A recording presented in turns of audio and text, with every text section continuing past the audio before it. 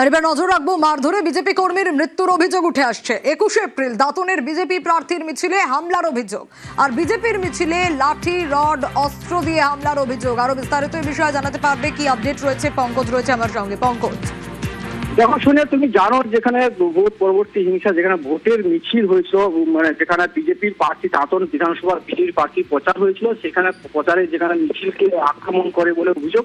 সেক্ষেত্রে গুরুতর আহত হয় কয়েকজন বিজেপি কর্মী, তাদের মধ্যে একজন কিন্তু গুরুতর ভাবে আহত হলে তাকে ভুবনেশ্বর যেখানে তাকে পাঠানো হয়, সেখানে তার মৃত্যু হয়েছে। যেখানে তার সেই বিজেপি কর্মী যেখানে অলিন নগেন গিরি বলে পরিচিত, তিনি এগ্রার